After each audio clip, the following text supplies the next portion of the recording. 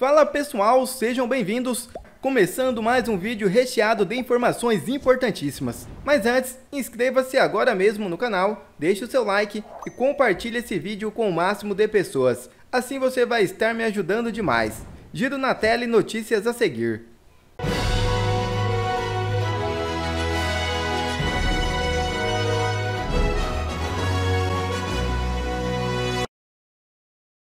Independente de quem seja, não concordo com censura.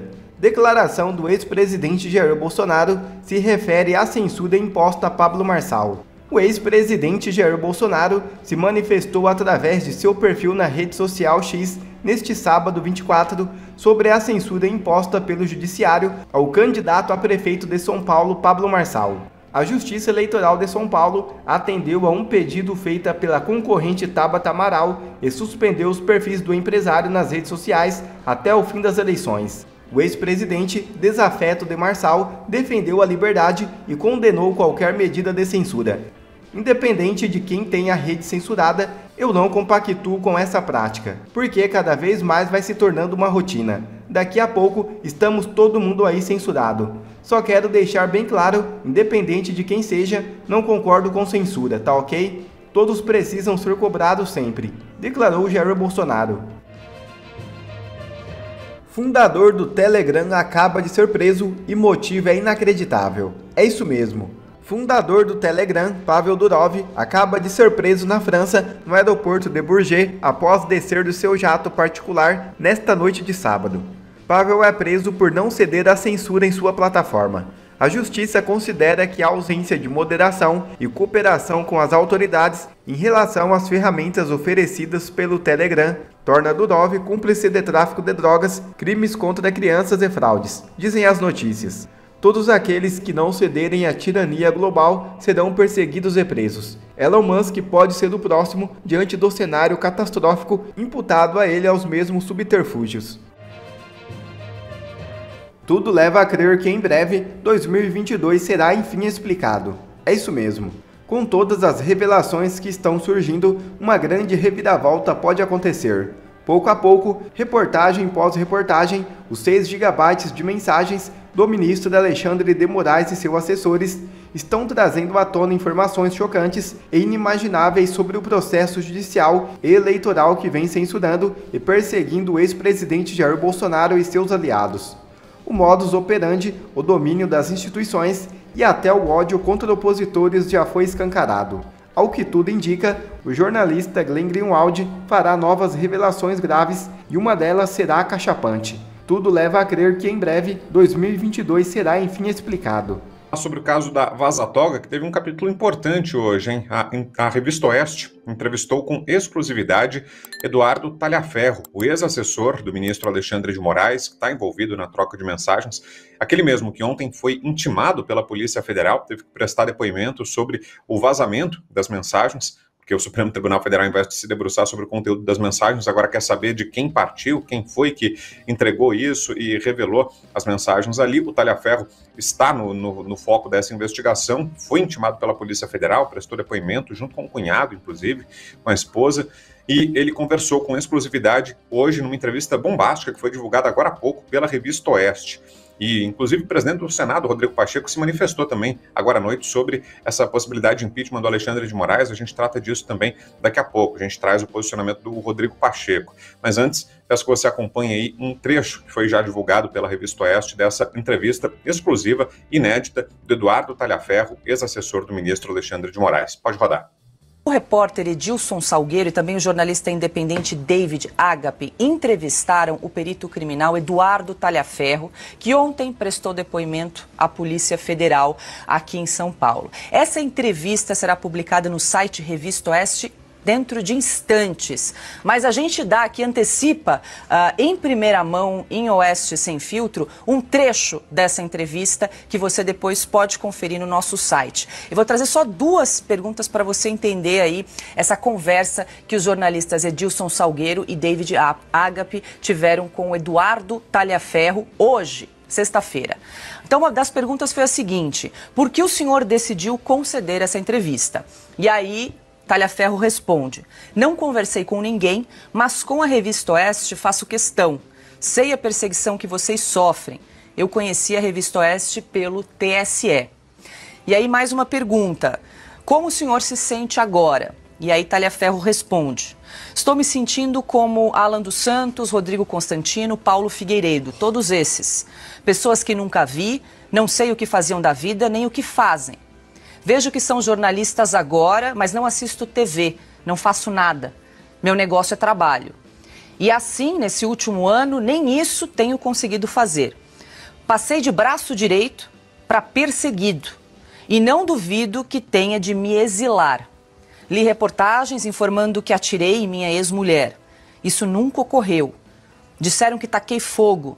Cheguei a ver uma postagem no Twitter X dizendo que tenho processo de abuso sexual. É absurdo. Querem expor as minhas filhas, minha família. Para acreditarem nessas histórias e me darem um tiro, é 1 segundo. Fecho aspas aqui para a resposta de Talhaferro. Então chamo a atenção que essa entrevista na íntegra será publicada dentro de instantes no site revistaoeste.com. Então você que está aí acompanhando Sem Filtro, fique de olho, daqui a pouquinho a entrevista com Eduardo Talhaferro no site da Revista Oeste. Pois é, uma entrevista bombástica, reveladora, repito aqui, dando crédito à Revista Oeste, ao Edilson Salgueiro, ao Davi. E, Rodrigo Constantino, queria a sua análise, hein, sobre essas declarações, porque é uma revelação importante, né, de que esse personagem que estava envolvido ali na troca de mensagens, que em determinado momento das conversas, inclusive, falou do trabalho jornalístico de pessoas como você, como Figueiredo, da Oeste, né, disse ali que, olha, não encontrei nada, né, não tem nada além de material jornalístico. Agora ele vem a público e diz que passou de braço direito a perseguido, uma declaração bastante forte. Sua análise, Constantino. Bom, ele está claramente com medo. Parabéns à Revista Oeste por uma entrevista dessas corajosa. Fico até com receio do Alexandre de Moraes mandar a Polícia Federal lá na revista, né, depois disso. A Folha de São Paulo também corre perigo, porque ele exigiu a apreensão do telefone do seu fiel escudeiro, do braço direito, que virou traidor e inimigo, né, que fere o sigilo de fonte. Ele quer o quê? Investigar quem foi que vazou, porque não foi obtido de forma criminosa por hacker, como a Vaza Jato, que deveria anular como prova, mas o STF ignorou esse detalhe. Foi alguém, o whistleblower, que denunciou, que entregou, ou alguém teve acesso. Isso chama-se sigilo de fonte jornalística consagrado pela Constituição. Alexandre de Moraes não liga para a Constituição faz muito tempo. Ele foi traindo a Constituição em flagrante num motel, e hoje a gente sabe que a amante era o Alexandre Frota. Vamos lá, né? O que ele está dizendo é óbvio que é muito grave. Ele está com medo de levar um tiro, né? Ele usou as entrelinhas, ficou falando que eu fiz isso, amanhã alguém me dá um tiro. Ele está com medo de ser morto. Ele sabe como é que funciona um sistema mafioso, o crime organizado, né? E é óbvio que ele passou de braço direito a inimigo número 1, né? E isso tem consequências. Fiquei abismado, né, de saber que o sujeito que levantou o meu dossiê, porque foi ele quem fez, e cá entre nós, qualquer estagiário podia ter feito, que bastava coletar tweets meus, é tudo público, mas corre em sigilo o inquérito, vai entender, né? A gente entende, é porque se tornar público, todo mundo vai ver que o Alexandre estava apenas me perseguindo. E ele fez isso comigo, fez isso com todo mundo. Compilação de tweets. Mas o sujeito nem sabia quem eu era. Veja como é que são feitas as perseguições políticas em regimes totalitários opressores. É o problema sempre do vigia da esquina. O cara queria agradar o chefe tem uma pegada psicopata, paranoico, odeia todo mundo, que critica ele, quer usar o poder que subiu a cabeça para calar todo mundo, inclusive jornalistas, e aí pega o seu fiel escudeiro e fala, vai atrás desse. E o cara nem sabe quem é, mas tenta destruir minha vida. E por conta desse inquérito que ele montou, mas repito, bastava um estagiário juntar tweets, né, porque no fundo o ministro Alexandre já tinha a decisão, ele já tinha a punição, tanto que eu não sou julgado, eu não sou denunciado por crime, mas eu estou há mais de 1 ano e meio sem passaporte, sem conta bancária no Brasil, com uma boa grana minha lá congelada e, pior de tudo, censura prévia nas redes sociais. Eu sou jornalista, comunicador, 1,5 milhão, 1.600.000 seguidores no Twitter sem acesso ao que eu publico, por uma decisão dele, com base no trabalho feito pelo seu fiel escudeiro, que nem sabia quem eu era, nem sabia o que era a Revista Oeste. Não encontraram nada, falou, usa criatividade. Então estamos lidando com stalinistas, né? E por falar nisso, isso é uma coisa bem stalinista. Veja, eu tenho receio de que o ministro Alexandre de Moraes vai completar a cartela toda. O que eu quero dizer com isso? Ele é vítima, ele é o Ministério Público, ele é o procurador, ele é o perito, porque ele mandou o cara fazer o trabalho que ele queria fazer, falou, será que eu vou ter que fazer? Ele é o investigador e ele é o juiz. Ele é tudo. Só falta uma coisa, réu. Ele não é réu ainda, mas ele está chegando bem perto do verdadeiro golpista. Ele já pegou o braço direito dele. Daqui a pouco, se ele procurar um pouquinho mais, ele encontra diante do espelho o algoz da democracia brasileira. E aí, Brown, eu tenho medo de um momento Simão Bacamarte. Medo não, esperança. De que bata ali um espírito Simão Bacamarte, do alienista, de Machado de Assis, e que ele conclua que ele mandou prender tanta gente, mas o verdadeiro culpado de tudo era ele mesmo, Alexandre de Moraes. E aí ele vai lá e fica trancafiado por conta própria na Casa Verde. O Brasil entraria em festa. Você, Serrão? Olha, essa situação da Vaza Toga, vocês já notaram, ela saiu completamente do controle. Já saiu. Não está saindo, não. Já saiu do controle. O foco dessa situação houve uma interferência indevida da administração eleitoral com respaldo do Supremo Tribunal Federal na interferência na eleição. Isso daí abala qualquer democracia. Isso aqui nos iguala a uma Venezuela de Nicolás Maduro. Então, esse é o ponto assustador, é o ponto grave político. O debate político tinha que estar tratando disso. O comando do Congresso Nacional tinha que estar tratando dessa questão. Não é se o ministro está certo, errado. Não, ele pode estar certo para uns, errado para outros. O fato objetivo é que houve uma intervenção na eleição e numa democracia não pode haver interferência na eleição com perseguição política. Ponto. Esse é o X do problema. Então, é isso que tem que ser discutido. Agora, essa entrevista do Eduardo Tagliaferro, ela deixa clara como funcionava o sistema de perseguição na Alemanha nazista. Era igualzinho. O modelo brasileiro não é nem parecido com a União Soviética, tanto com a União Soviética não, é com a Alemanha nazista mesmo. E na Alemanha nazista houve a consagração da perversão do direito. Tanto que a Alemanha nazista, ela teve que acabar aonde depois da Guerra Perdida? No Tribunal de Nuremberg. O Tribunal de Nuremberg não foi para sacanear ninguém, não. Não foi para caçar nazista, não. Ele foi para demonstrar para a humanidade que ali foram cometidos crimes contra a humanidade, contra os direitos humanos, abuso de autoridade, desrespeito ao Estado de Direito, e que aquele tribunal estava sentenciando aqueles alemães, primeiro, para que aquela história jamais se repetisse.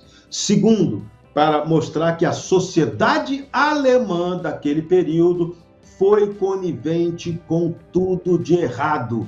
Isso o Tribunal de Nuremberg mostrou, que havia uma maioria alemã que era realmente a favor do nazismo, por isso o nazismo fez o que fez. E aqui no Brasil, a maioria dos brasileiros é a favor contra tudo de errado, a favor de tudo que é errado que está acontecendo? Não. Então é hora da gente acordar para essa situação diferente que a gente ainda tem no Brasil e exigir a mudança estrutural que o Brasil precisa. Vou insistir aqui, não basta tirar o ministro A e trocar pelo B. O PT está doido que isso aconteça para ele poder indicar um ministro de confiança deles, que não é o Alexandre de Moraes. Então a gente tem que, junto com a abertura de processo de impeachment, que é algo absolutamente legítimo, a gente tem que cobrar isso, a gente tem que cobrar também uma reforma do Poder Judiciário. Como está a estrutura brasileira hoje, essa história não tem como acabar bem. O ministro Alexandre de Moraes está totalmente respaldado pela estrutura máter do Poder Judiciário no Brasil. Então, se isso está acontecendo, a gravidade política disso não tem dimensão. O caso só tem solução política. Não é policial nem judicial. Não adianta abrir meta-inquérito. Vou abrir um meta-inquérito para investigar como é que o Eduardo, como é que os fatos vazaram do telefone dele. Será que foi do telefone dele que vazaram?